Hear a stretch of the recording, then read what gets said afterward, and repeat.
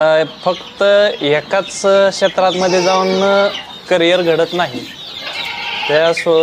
तिकडं काय थोडं अडचणी येतील, तिकडं काय अडचणी येतील, त्याच्यामुळं दोन्ही घेऊन चाललेलं. माझ्या घरी सुरुवातीच्या 2 शेळ्या होत्या.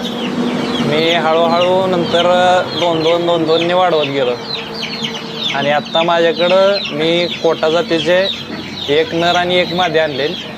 तिथून पुढं मी त्याच्याकडे जास्त लक्ष देणार आहे. पुढं जाऊन अडचणीत येतं.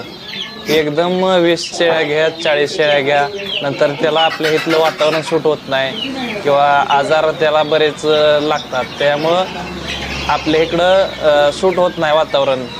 त्याच्यामुळं तो धंदा लॉसमध्ये येतो. त्याच्यामुळं हळूहळू थोडं स्टेप बाय स्टेप चालू केलेलं आहे. चारा नियोजन शेतातलं गवत असतंय, नंतर तुरीचं भुसकट, नंतर आम्ही